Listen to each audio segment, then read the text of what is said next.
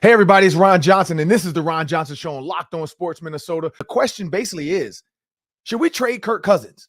We'll talk about that next on the Ron Johnson Show. Locked On Sports Minnesota podcast. It's endless Minnesota Vikings talk with the diverse voices of your local experts. Now the Ron Johnson Show. On the field, in the broadcast booth, Ron Johnson is Minnesota sports. He's played with them, hung out with them, and grown up with all the big names in Minnesota sports. They're hanging out with Ron Johnson. It's the Ron Johnson Show on the Locked On Sports Minnesota podcast. And it starts now.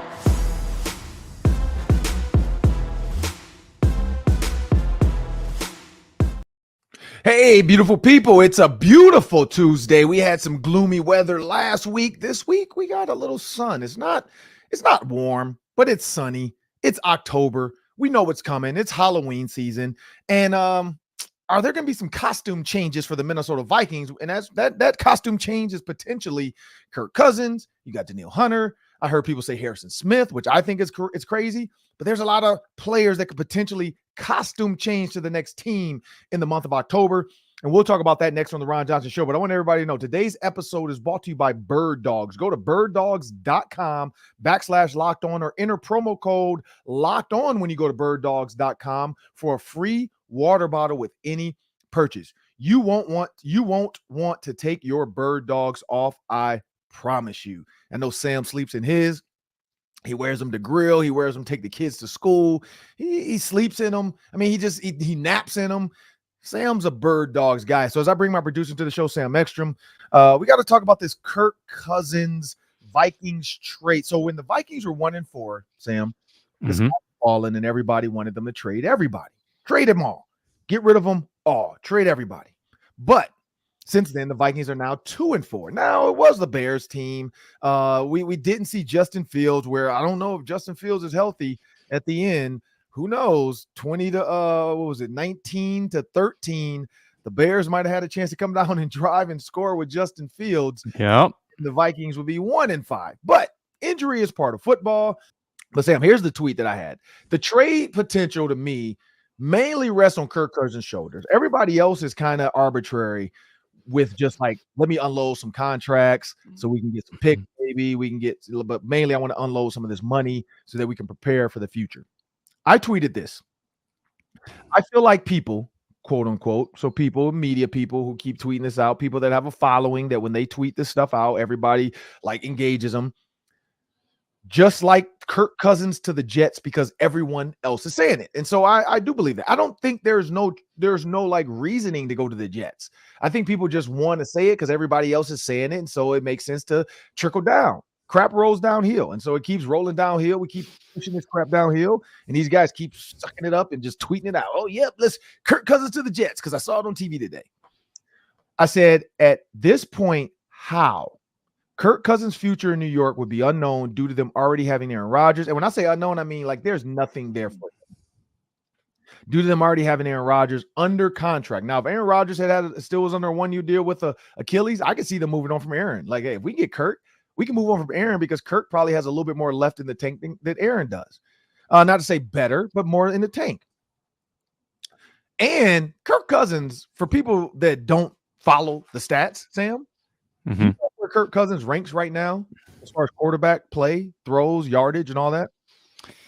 I mean, other than taking a step back last week, I'm sure he's top 5 in yards. He's second to second Tua in yards. Tagovailoa. Yeah. Touchdowns thrown. He's first in touchdowns thrown. So as much as people want to like, because it's tough if Kirk Cousins was 5-1 right now, we'd be praising the crap out of him and the Vikings and Kevin O'Connell.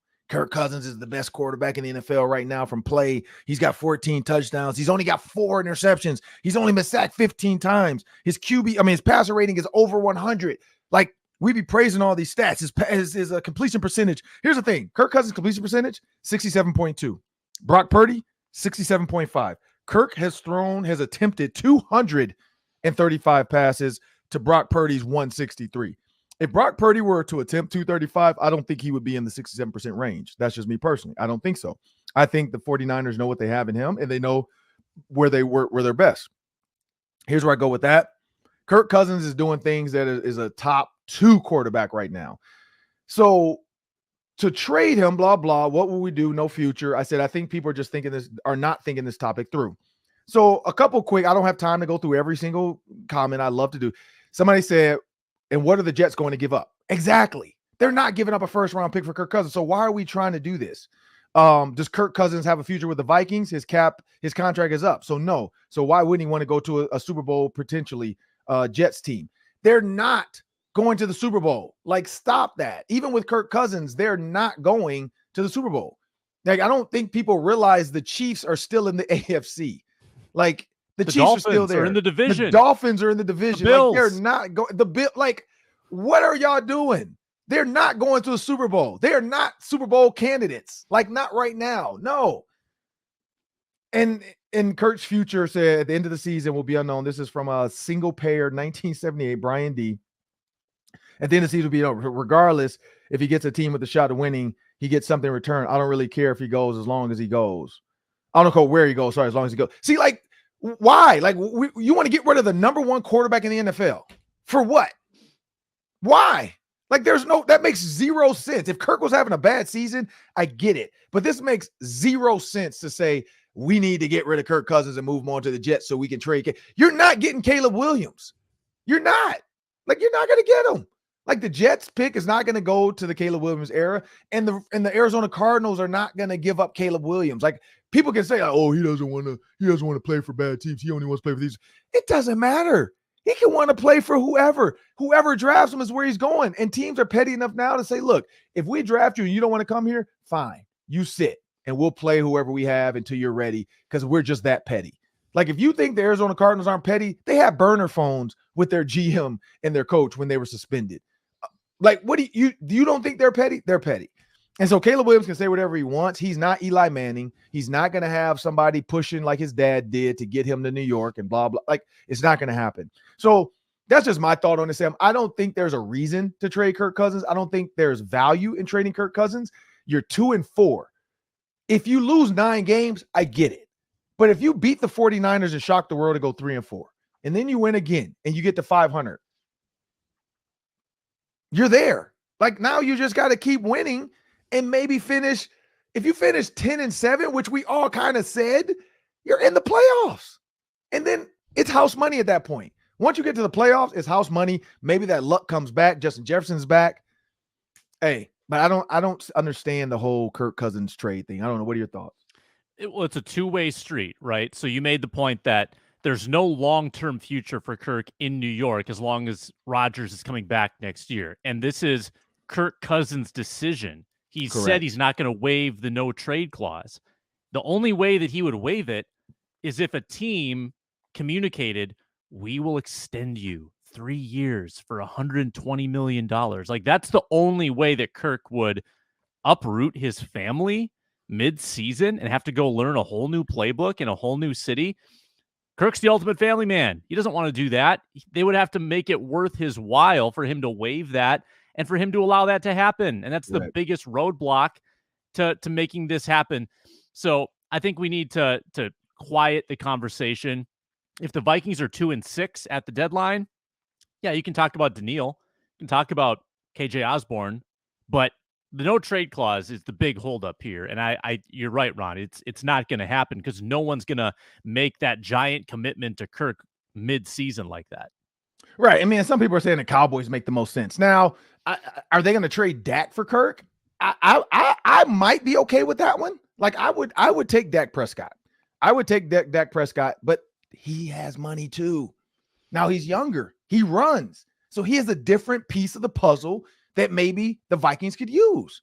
But he's not going to the Cowboys. They're not making it's not going to be this is not going to be a trade for trade type thing. This is not going to be one of those, we'll give you our running back, you give us yours, or we'll give you our quarterback, you give us your, like, I don't see a lot of these, like these tweets are hilarious to me though. But it said, plus the Jets get nothing to give, but perhaps Rodgers. Like, do we want an Aaron Rodgers off of an Achilles? Who knows? He's already walking after 5 weeks of surgery. So who knows? But it's funny to me, like, you know, like the person that said, like, oh, Ron just tweets stuff out and then doesn't respond. Like, I don't know how to respond to some of this. And that's why I told him, hey, I'll do it on the show on Tuesday. It's like, what future does he have in Minnesota? It's not about the future of Minnesota. It's about his life is here. We'll hear Chad Greenway talk about that. Once you've been somewhere long enough, sometimes moving for a year or two doesn't seem worth it when you weigh the options of like where you kind of want to have roots at some point. We know Kirk Cousins has a house in Orlando on Disney. So he's probably going to end up there long term. But I think that's more of a vacation home and time away. But maybe he wants to live there long term. Who knows?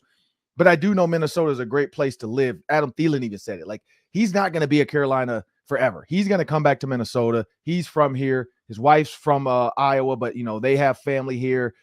It seems like a lot of people wanted Chad Greenway, you know, wanted to be here from South Dakota. It's one of those things where a lot of people come here and they don't leave. I'm one of them. I'm from Detroit, and I end up staying in Minnesota because I like it so much. So, one thing I'll say before we get out of here and get to Chad Greenway quick, Sam, is there's no real answer to this. Who knows? Kirk Cousins we might get breaking news in these trades. Yeah, I don't think it's going to happen. What I do know is that they have a chance to beat the 49ers. And Chad Greenway is going to drop a little knowledge on the 49ers and if he were in the locker room, what would he say and what do the Vikings need? So we'll come back with Chad Greenway. Before we do that, we have a word from our sponsors. Yeah, Ron said it earlier in the show. I love my Birddogs because they are so versatile. Yesterday was one of the best remaining golf days on the calendar. So after work, I got out and played a little golf. Wearing my Birddogs, of course, they cover up your legs. They've got that liner that keeps you warm when it's a little chilly outside. They hug your legs and keep you super, super comfortable. And yet they're light. They're light.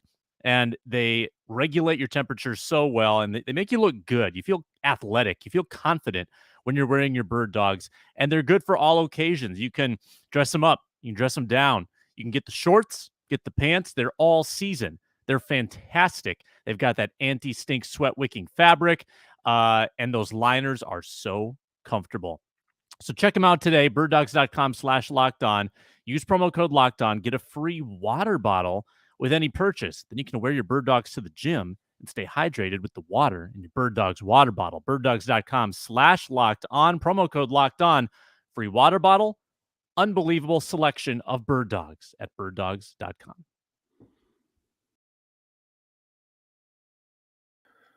Well, this is time for the Hanging with Ron Johnson segment, and I got a fun one today. I got Chad Greenway is joining me. I realized it was Iowa Hawkeye week, and I'm like, you know what? There's Liddell Betts. There's Fred Russell. I was like, but there's also Chad Greenway. There's Anthony Herron. Like, we had Anthony Herron as a possible. But I'm like, you know what? Let me see what Chad has going on. I know he's busy with his daughter, Maddie. She is an absolute beast. So as I bring Chad Greenway into the show, former Viking. So for those in Minnesota and NFL, you know Chad Greenway. More importantly, we know his daughter got a lot of her athletic ability from the mom. His wife ran track at Iowa, so we know that's where the track ability, the speed, the endurance came from. I think Chad just brings a little bit of the aggressiveness on the court. But Chad, thanks for joining me on the Ron Johnson show, man. So question for you real quick before we get into this. So what year is Maddie? Yeah, first of all, thanks for having me.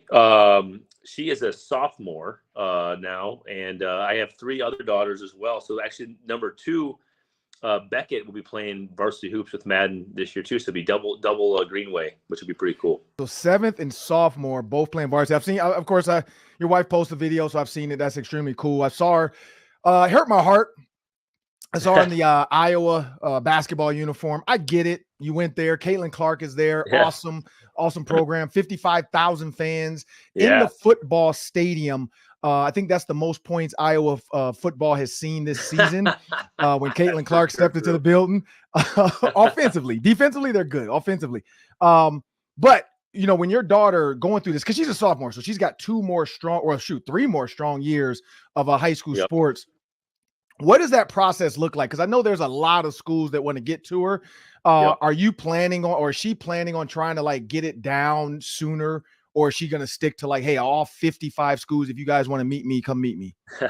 Yeah, it's challenging. You know, it started when she was going to her 8th grade year with the Gophers being the first one to offer her. And they got to the table first. And obviously coaching change over there. But, you know, they do a good job. The staff has won at every place they've gone. But it's the interest as she's she won a couple of state championships back to back. She's had great AAU seasons. She's in soccer season right now. We kind of have her do all around athletes. She runs track as well in the spring, but it's a challenge as a parent. It's a challenge to kind of blend everything. Obviously, we want her to be high academic achiever, a high athletic achiever, and also so you have homework, you have a social life, you have athletics, you have training. And then you have all these calls. So she's on calls, I don't know. I mean, at least one a day, sometimes two a day, trying to balance it all. We have a great support staff around her as far as her high school coach and people that are in her corner. It's a really cool kind of place to be honest with you. She's earned it. She's a great kid. She works hard. So, we'll let her, this is going to be her decision. Obviously Jenny and myself went to Iowa. But we want this to be her decision. It has to be. Otherwise, it can't be mom and dad's choice. So, we're enjoying it just as parents and just watching her go through it and celebrating her. What I think is the most fun level of athletics, which is high school, really letting her enjoy that.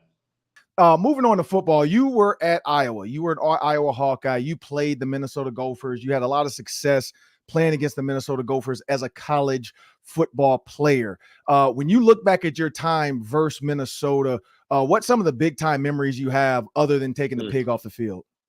Man, just Gophers had some really good teams during those years. For me, obviously, I was a nobody recruit out of South Dakota. I was the only offer. So, the Gophers didn't come calling. So I kind of had a chip on my shoulder when I played anybody in the Midwest who just didn't give me an opportunity.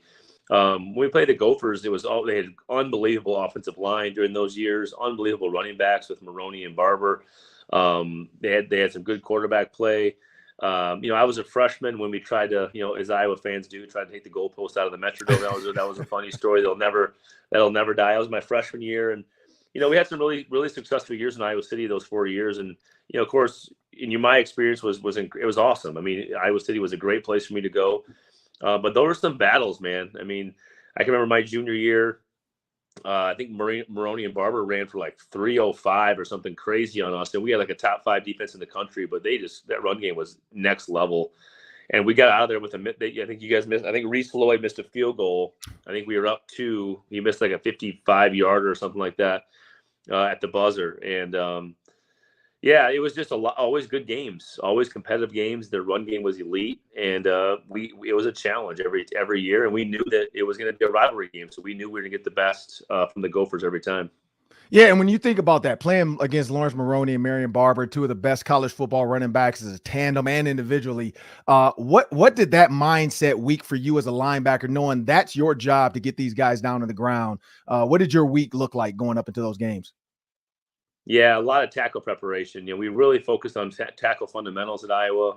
It's something they still kind of rings true for them down there. It's all about fundamentals and tackling and getting head across and gang tackling and getting to the football and putting hats on it.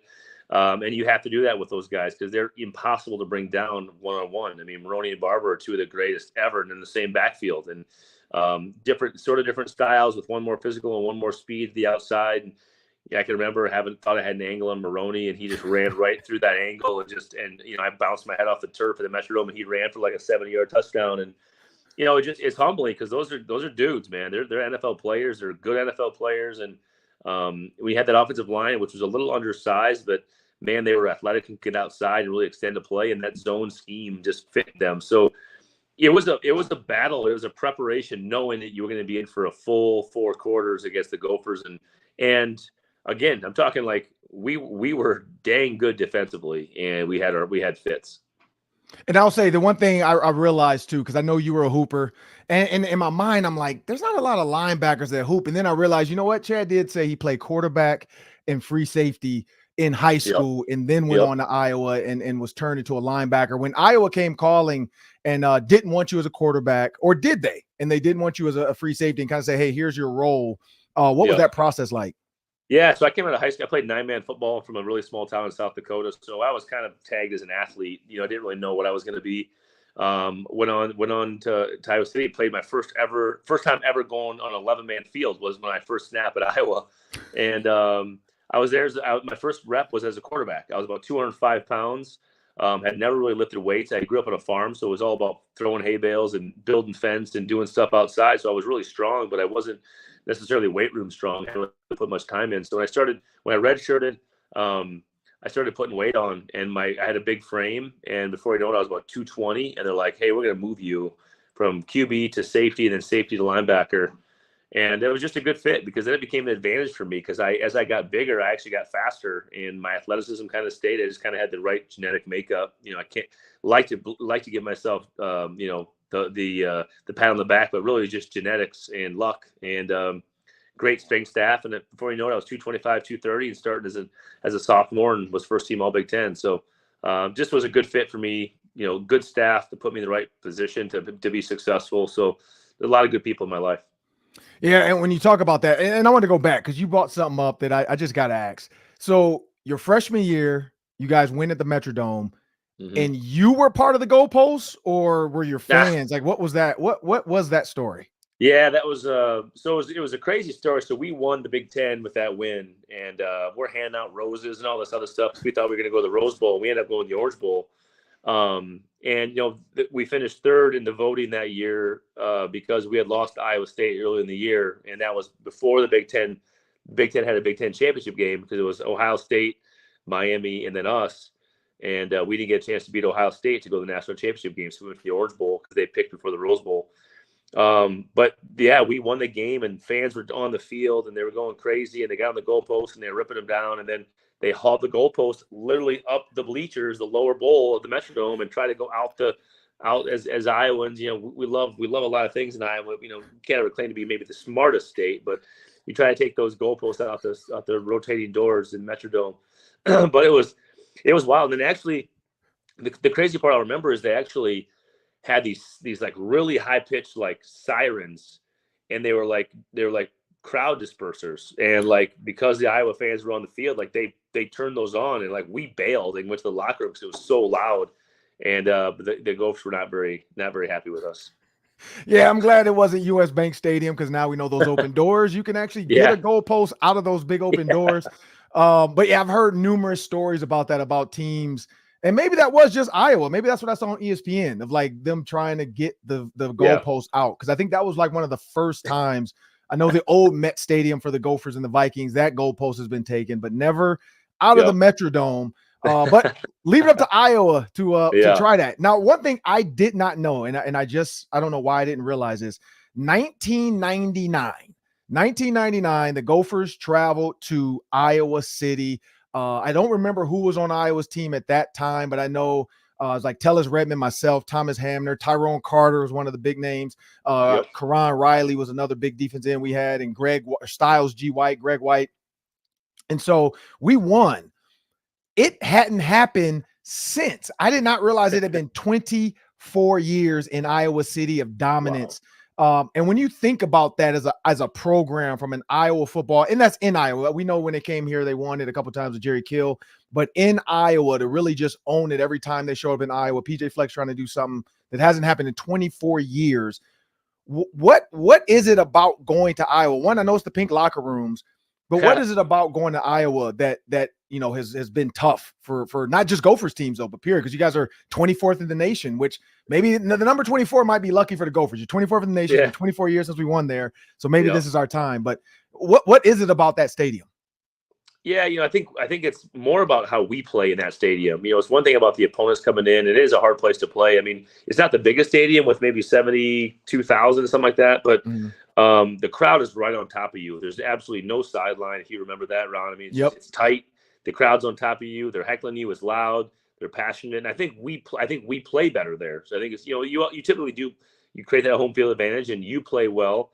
And that's certainly the case with our football team. And at one point, we had like a really long, I can't remember what it was. It was a really long home winning streak during my tenure there, where we just felt at home in our locker room and stay in our hotel and kind of have your routine, and you just get used to that, especially as a college kid. When there's the less things that are changed, you feel confident and go out there just making plays and having fun, especially in front of your own home crowd. So, obviously, Iowa's had we've had our fair share of success, but we've had a lot of issues just, running the football, scoring points, throwing the ball these last few weeks has been brutal. So, as much as I want to sit here and say, yeah, the Hawks are going to, roll their helmets out and get a win. I mean, it's been ugly these last 2 years offensively for the Hawks, and we'll see how it goes on Saturday. Obviously, it'll be a good football game regardless. Yeah, because when you look at offensively, Gophers and I were about the same. So Ethan Caligmanis has not been great. Some of the stars, Darius Taylor the second, one of the best running backs in the Big Ten right now, is a freshman in the country as a freshman, and he was hurt. Hopefully he'll be back. I think it was a concussion. And then when you look at the defensive side of it, Iowa is a top 4 defense in the Big Ten, and that's what they've hung their hats on. Their defense was scoring sometimes at a higher clip than the offense. Yeah. What is it about I'm not going to say other than that. What is it about Brian Ferentz that allows him to keep his job this long when the offense has been anemic? Yeah, I mean, listen, I played with Brian. I was a college teammate of his for 4 years. Brian's a smart guy. He knows offense. Obviously, I mean, let's talk about the obvious things. Clearly that is, the head coach's son. And when you get in that position as a father and as a head coach, you make that decision to hire him. It's, I'm not saying it's the right decision to get rid of him. It's not my place. It's one of those situations where it's hard for me to root against my teammate and my friend. So I'm like, I want him to have a ton of success. But it's been a struggle. I mean, the reality is it's been a struggle. The numbers speak for themselves. It's well documented now. There's a contract in place for him to score more points, and he gets bonuses. And so that's all been talked about. I think the reality is I don't think you as a coach purposefully go and try to do poorly. You're obviously putting your best foot forward. To your point, though, and your question is, how does he keep his job? Well, that one I can't answer. That's a tough one because it's obviously been a struggle for a number of years. But your point is right. I mean, we have to win with defensive special teams. Punting is winning in Iowa City. We do it well, and we do it often. Pin teams back, change the field position, making up big plays, and there you have it. Same thing we did in Madison last weekend. So, it's hard to live and win football games that way consistently against good opponents. And that's going to be another situation this weekend where the Gophers come to town. And that's a team that if they hit on all cylinders, they can absolutely beat you. So you got to come ready to play. Yeah, no, and you're right. And when I look up, when you look at Brian Ferentz and where he's been, where he's played, the position that he knows best. And I've heard this come up before, and it never hit me until like recently when I thought about that as well. As a former offensive lineman, his thought process is more so on what works, which is the offensive line has been playing well. The quarterback seems to stay pretty clean, but some of the design seems to be off at times, or because they thought it was the quarterback, and then, the quarterback gets hurt. They get a quarterback to transfer and he gets hurt. Yep. Is it that maybe he needs to partner with, because we've seen this in college football a ton now, a pass game coordinator? Yeah. I mean, maybe you're right. I mean, I can't picture us doing that, just knowing how we operate down there and how Kirk operates. Yeah. He likes to keep things pretty tight. He likes to keep things pretty controlled. Obviously we lost McNamara, the starting quarterback. We've lost all the all-world tight end who was having a great season. He's going to be out, looks like, for maybe the rest of the year. We lost our starting tight end, Luke Lachey, who's going to be another great Iowa tight end. Is going to go to the NFL next. Probably another first rounder. We lost him. So, I'm not in any way giving him an excuse, but we've lost some weapons. And I will say this, the assistant comes, the second string quarterback comes in, and offensively we had 6 drops, catchable balls that were drops. And this as a receiver, when that ball is in that place that you have to make a play, going across the middle, making the catch over your shoulder, whatever that is, a catchable ball, it's Big Ten. You got to make these catches. It's just what you do. It's why you're there. And it's what separates you. And when an offense is struggling and you're trying to gain momentum and you have drops and penalties, it's those two things you just absolutely can't have to gain any momentum. But, we'll see. We'll see what happens against a good Gopher defense this weekend. Can we move the ball at all? We have been absolutely abysmal throwing the football the last 2 weeks. Then we might not even go to 100 yards passing the last 2 weeks combined. Which is wild. So, but here we are. We'll see. Yeah, and Iowa has been tight end U. When you look at Dallas Clark, Scott Chandler, Brandon Myers, and you go to George Kittle, Noah Fant, TJ Hawkinson, and then of recent, Sam Laporta. When you talk about that, your time, guys you went up against, when you talk about a little bit of Dallas Clark, a little bit of Scott Chandler, a little bit of Brandon Myers, Did that help you even, in your play, knowing I'm covering some of the best tight ends in the country every week in practice? Yeah, I mean, for whatever reason, the type of kids that Iowa recruits, because a lot of the names you named, Chandler came in as a receiver, a massive receiver. Dallas Clark was like a walk-on linebacker. Brandon Myers was a small-time recruit out of Iowa. It's just they find these bodies, these 6'4", 6'5" athletes that can run, that can catch, and they teach them how to block and inline block and block down the field and all sorts of fun stuff in the run game. And they are successful. So for me as a linebacker, coming out and playing the Tampa 2 system, right away with Mike Tomlin and then eventually Leslie Frazier, I was built for that stuff. I was in space with them all the time in man-to-man situations. It helped me be a guy who could be 235, 240, be a 3-down backer for basically 10 years of my career. And that's because I was cutting my teeth against those guys in college, playing man coverage all the time. Maintaining leverage, understanding route concepts, understanding route depth, when to drop my hips and make a break, all those types of things that and then also how to react to a check down and make a tackle and take an angle, all the things you learn and go against, week in and week out against some of the best in the country, which we always have in Iowa City. Yeah, and you played in the Metrodome in college, and then you get drafted to the Minnesota Vikings. When you walked in that building, I mean, again, you guys had some good games against Minnesota. Did you already feel comfortable being in Minnesota? Yeah, I mean, listen, South Dakota to Iowa to Minnesota, I was really fortunate. Had no idea how lucky I was until, we have our first daughter, Madden, who's now 16. Like, you realize, crazy, man, my parents can come up and watch every game. My high school coach, all my buddies are driving up here and seeing us. It's not a flight. It's not a long weekend. It's an up and back to watch a game. It's them being involved in my kids' lives and us being able to go back home. My wife's from Chicago area, so we're kind of sandwiched here in the middle a little bit. So really fortunate on several levels. Now you talk about the football side. I got drafted, and a lot of times I talk about this when you talk about an NFL, is not all these players, the majority of these players coming out of college are talented dudes that need to find the right fit. Mm-hmm. And if you don't find the right fit, you can be talented as heck, but just not get the right situation, not have the right coach put you in the right position, or just not get your number called. And for me, I got brought to a great defense who understood what I could do. They cut me loose and let me play. So I got really lucky being drafted here from the football side and on the personal side. It was just really a great fit for me. Yeah. And you said Mike Tomlin, was there any surprise? One, everybody was hoping that the Vikings could come up with a way to make him like an assistant head coach right away, keep him long-term, but clearly that wasn't in his cards now with the Steelers. Could you tell right away Mike Tomlin was going to be a guy? Oh, absolute dude. I mean, absolute dude. He's the best motivator, holds guys to the highest standard of accountability, and does it in a way where it's not demeaning or defensive. He's just real, and he's been there, done that, seen that, coached Hall of Famers across the board, and just sees things through the lens of an athlete and can communicate that to the players in a way where it's like he's challenging you, but not offending you. And it's an art form, man. And I had such a short amount of time with him, and I wish I had so many more years with him because I love that dude. He is just awesome, and he taught me a lot in a year.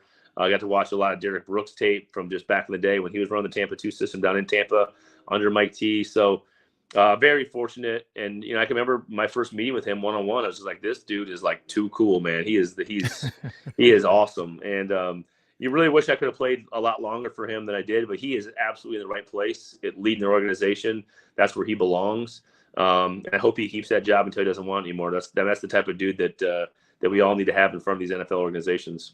Yeah, and two quick before we get out of here, you talked about that, a guy in Mike Tomlin and you spending more time with him. You were one of the best linebackers in the NFL in your time.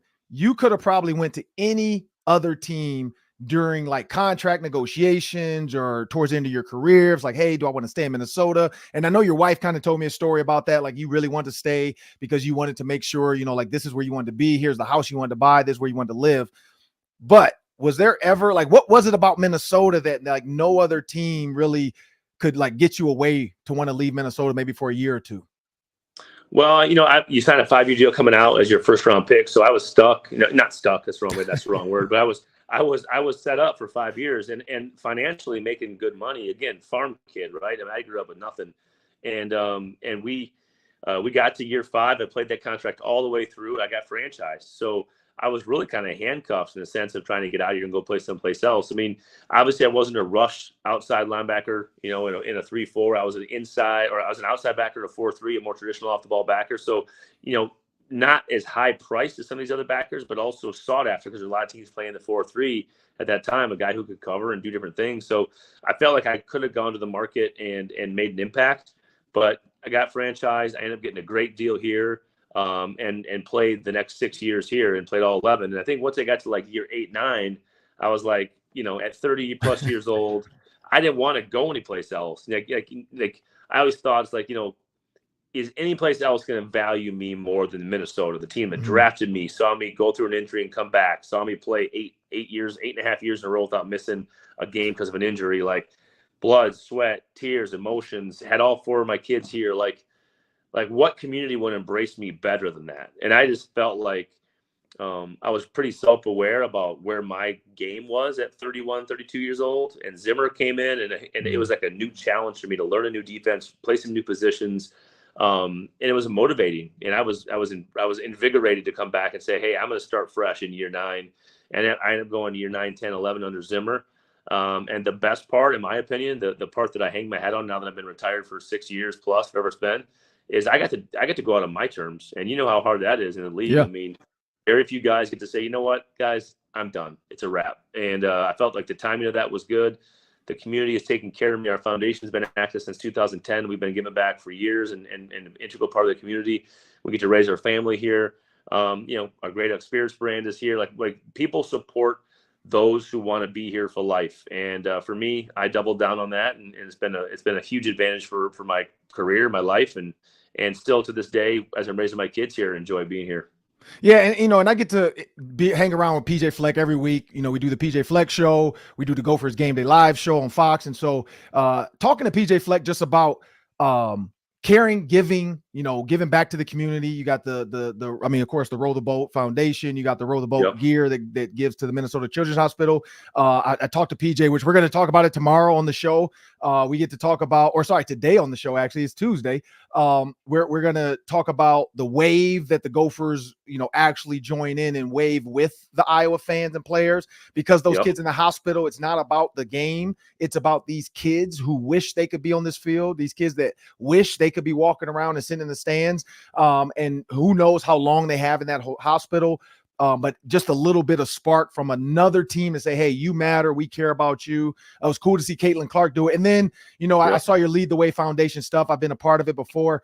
And before we get out of here, like what is it about the Lead the Way Foundation? By the way, people, it's Lead the Way Foundation. You can Google Chad Greenway or Lead the Way Foundation if you want to contribute to it. I know I am, but when you do that, because you just said that, like the community and you want to give back and blah, blah, like what is it about you and your wife that really made you, because you guys were just like honored in Iowa, I think too, as well, for being a part of the community. Like, what is it about, or when did you kind of have that mindset of like, you know what, I need to give back? Yeah, we were fortunate to win the Distinguished Alumni Award, and both of us, my wife was a walk-on, I was a one, had one offer and go down there, and we were kind of a bunch of nobodies, and now to be, one of 6 honorees as of the entire alumni base to be honored was pretty amazing. And a lot of that was due to our charitable work, our foundation, our giving.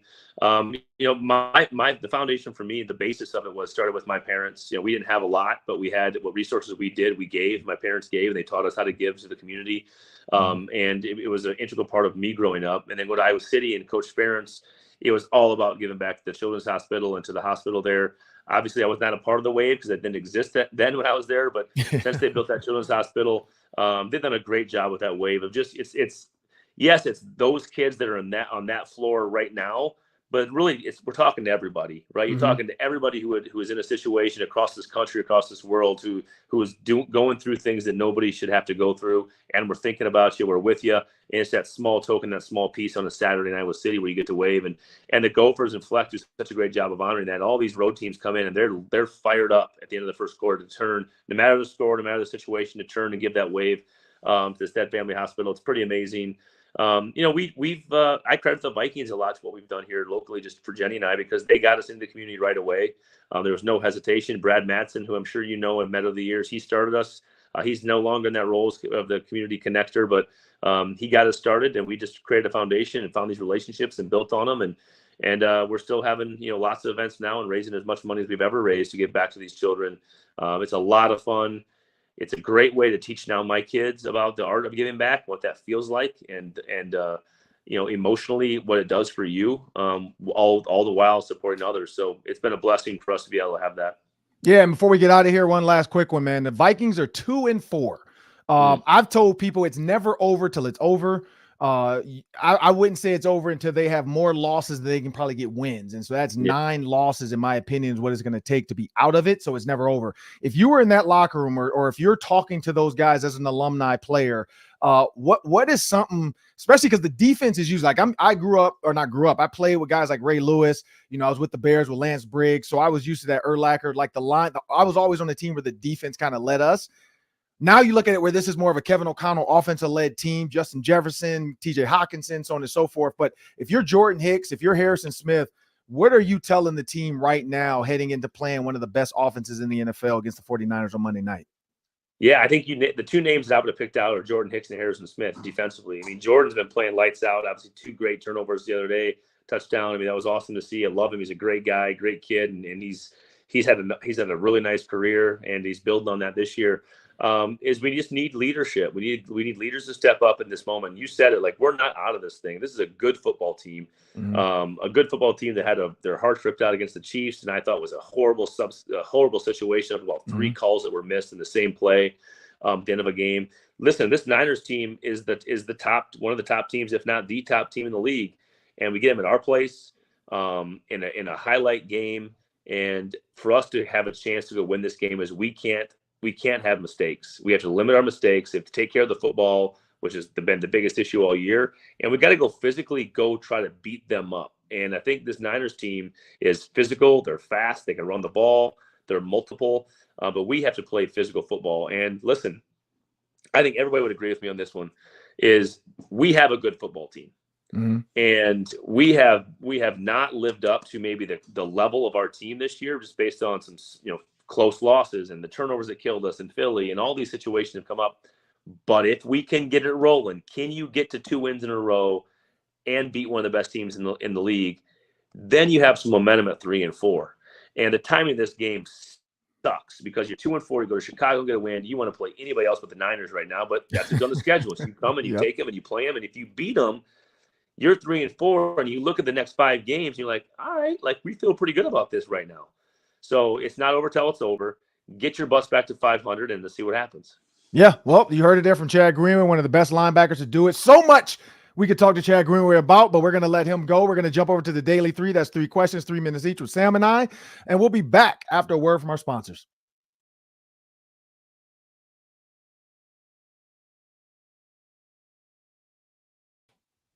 Well, Sam, you know what, Chad Greenway, man, like I wish he could play. Like, if you think about what Chad Greenway said, the leadership in that defensive locker room that he said is needed, I think that is true. Like you said, get back to 50-50 ball, and then you have a chance. Get to 500. You have a chance. But I want everybody to know this episode is also brought to you by SiriusXM. SiriusXM is a proud partner of Locked On Sports. The Wild are in Montreal tonight to take on the Canadiens at 6 p.m. Catch every second of the action on the hometown broadcast on the SXM app. Just download the SXM app and then search Wild. Well, Sam, it's time for the Daily 3 questions. We're going to take about 30 seconds each. Take it away. If the 49ers, Ron, are missing Debo, C-Mac, and Trent Williams on Monday, all of them got hurt against Cleveland, do you think the Vikings, and I don't think FanDuel will have this, but in your mind, should the Vikings will be favored to win? I believe it's 6.5 or 7 right now. The 49ers are favored, but do you think the Vikings should be favored if those 3 guys are out? No. Don't let that fool you. This team is still good. They still have weapons. They still have Brandon Ayuk. They still have George Kittle. So until all those guys are out, and maybe even Brock Purdy has to be out, then I would say be favorites. But no, not the way they run the ball. This is one of those offenses that you can plug in different guys in different spots, and you're not going to get the same production, but they're physical. Their offensive line is still healthy. Their defense is still healthy. They are absolute monsters. It might be a lower scoring game than expected, which I'm fine with. But no, I don't think the Vikings should be favored. Yeah, I agree with that. How about this? we couldn't stop talking about Colorado and Coach Prime there when they were 3-0, but they're 1-3 in their last 4 games, including blowing a 29-0 lead against Stanford. Has the luster worn off Coach Prime? Yeah, I think it has. But this is the thing, like the luster was just to get the people in. You get the people in, and then you have to then like produce. And so the 29-point like loss, that to me, that was a little bit of arrogance. That was a little bit of underestimating the team they're playing, their opponent. And then that's also not understanding, like, you can't relax at any point in any football game. I mean, look at the Indianapolis Colts and the Minnesota Vikings. Like, that's one of those. Like, so we've seen ridiculous comebacks before. We've been on the positive side of it. We've been on the negative side of it. But for Colorado, yeah, I think it is wearing off a little bit, but it should. Like, Deion just wants to be a coach. I think the media and everybody, just like Taylor Swift, everybody is just trying to blow it all up. So no, I think it's worn off, but it's good. 5 5-1 teams in the league, Ron. Miami, Kansas City, Philadelphia, Detroit, and San Francisco. Who's the best team in the NFL? I'm going to say right now it's Miami Dolphins. I think Miami Dolphins, that offense is just ridiculous. Tyreek Hill is on pace to hit 1,000 yards in 6 or 7 games. 7 games, he can get 1,000 yards. Man. That means he could have 2,000 yards by game 14. Like, that is crazy. We thought, like, and I think Justin Jefferson was on pace too, but I know we said Tyreek Hill was. Tyreek Hill might hit 2,000 yards by week 14. That's what's crazy about this, is like, this was something, because people could always say like, oh, well, he didn't break the record in the 16 games. He might do it in 14 and really just say, look, I don't care how many games I got it in 14 games. It's my record. So no, I would say the Miami Dolphins, and then after that, I think the Detroit Lions. I hate to say it, like, that offense and the way they're playing, and Dan Campbell has those guys playing super aggressive and super patient at the same time. Like, that's rare for Detroit. Detroit's known to screw something up, and they haven't done it yet. So I'm gonna go with Miami and then Detroit on that. I don't know. What are your thoughts before we get out of here? Yeah, I mean, like, Kansas City's only loss is by 1 point to Detroit, so it's hard to overlook Kansas City when they've got Mahomes, and they're on cruise control mode. They haven't even kicked it into high gear yet, and they're still winning games. So I don't know. They're the champions. I'm hesitant to dethrone them until they really have been knocked off. True. I mean, Miami, Kansas City, I think that's what we're going to see maybe in the AFC Championship game. That would be a fun, like, high explosive game. I personally don't know without Tyreek Hill on Kansas, and I know Tyreek Hill wants that. Like, he definitely wants that. Like, for Miami to be able to go to a Super Bowl and beat his team, he wants that. He would go for 200 yards in that game for sure. He would tell Mike McDaniel all week, hey, you got to get me the ball. But I'm Ron Johnson. That's Sam Ekstrom. This has been Locked On Sports Minnesota's The Ron Johnson Show. We had Chad Greenway on. I hope you guys enjoyed it. Please check out the other previous interviews. We've had some great guests on. Just go to Locked On Sports Minnesota. Make sure you subscribe. And also remember, 4 days a week, the Minnesota Football Party. Arif Hassan, Luke Inman, Luke Braun, and Sam Ekstrom. I join as well on Thursdays. And make sure you guys tune in for that. Well, have a great one.